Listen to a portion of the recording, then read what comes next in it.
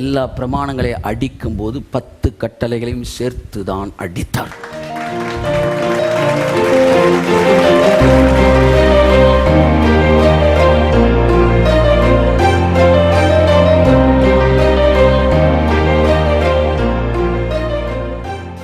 ஒருத்தர் என்கிட்ட கேட்டார், 10 கட்டளையுமா தேவையில்லைன்னாரு. ரொம்ப முக்கியமானது, கான்ட்ராடிக்ட் ஆனது.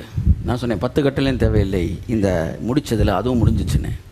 அது தப்பு சார், 10 கட்டளைகள் இருக்குது சார், அதன்படி நாம் நடக்க வேண்டும். 10 கட்டளைகள் படி நடக்க வேண்டும் என்றால் 10லே 1 தவறினால் எல்லாவற்றிலும் நீங்கள் தவறுகிறீர்கள். அப்போ 10 கட்டளை முக்கியம்னா, நம்முடைய ஆலய ஆராதனை என்னைக்கு தான் வைக்கணும்? சனிக்கிழமை தான் வைக்கணும்.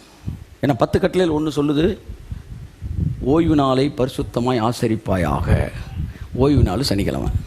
10 கட்டளை முக்கியம் பேசுகிற எல்லா சர்ச்சும் சனிக்கிழமை தான் வரணும் சார். அதை மட்டும் அட்ஜஸ்ட் பண்ணிக்கோ சார். அப்போ நான் 1 தவறினால் எல்லாம் தவறு. அப்போ அத்தனை பெந்தேகோஸ்தையும் 10 கட்டளை தவறிக்கிட்டு தான் இருக்கு. வாரம் கையை தட்டு. அத்தனை பெந்தேகோஸ்தே சர்ச்சும் 7th டே தவிர 10 கட்டளை மீறிக்கிட்டே இருக்கிறாங்க. எதனால மீறுறாங்க? சர்ச்சை கூட்டுறனாலே மீறுறாங்க. அடி எதுக்கு தெரியுமா எவ்வளோ போகுது? சர்ச்சு கேதர் பண்ணுறோம்ல, அதுக்கு தான் அடி. ஏன்னா நீ சனிக்கிழமை கூட ஞாயிற்றுக்கிழமை கூட்டிகிட்டு இருக்கிறேன். ஆனால் தேவன் அன்பாக இருக்கிறார். ஏன் தெரியுமா? அவங்க 10 கட்டளையை நிறைவேற்றணும் தேவன் எதிர்பார்க்கலை. புரிஞ்சுக்கங்க. 10 கட்டளை கை கொள்ள வேண்டும் என்று பிரசங்கம் பண்ணுறவரே 10 கட்டளை மீறிட்டு தான் ஸ்டேஜில் நிற்கிறார். ஏன் சொல்லுங்க?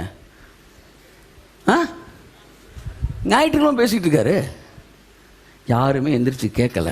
சார் அப்போ நம்ம எல்லாம் சனிக்கிழமை தானே கூடணும், யாரும் கேட்கல. ஏன்னா அவனுக்கும் தெரியாத விஷயம்,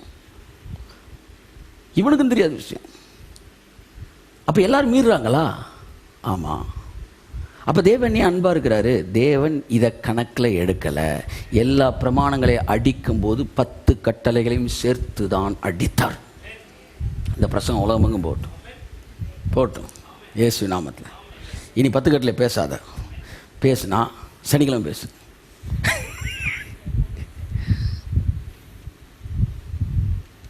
இது எப்படி தெரியுமா இருக்கு? கொலை செய்யாதிருப்பாயாக அப்படின்னா மோசே ஒரு எகிப்தியனை கொலை செய்த ஒருத்தன் சொல்றான், கொலை செய்யாதிருப்பாயாக. அவன் தான் ஃபர்ஸ்ட் சீனே ஒருத்தனை போடுறான். சரட் நம்ம எழுத்தே போடுறான் 10 commandments. கொலை செஞ்சவன் தான் எழுதுறான், கொலை செய்யாதிருப்பாயாக. பிரமாணம் நம்ம நீதிமான் ஆக்காது. அதான் சொல்ல வரேன். கிறிஸ்து சிலுவையிலே முடித்தது உங்களை பூரணராய் மாற்றுகிறது.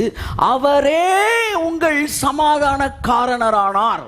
The reason of peace, the reason is not your fasting, the reason is not your holiness, the reason is not your some other religious activities. The reason of peace is Jesus Christ. பிதா ஏமல் அன்பா இருக்கிறதுக்கு காரணம் நான் பரிசுத்தமா இருக்கனால அல்ல, இயேசு முடிச்சனால.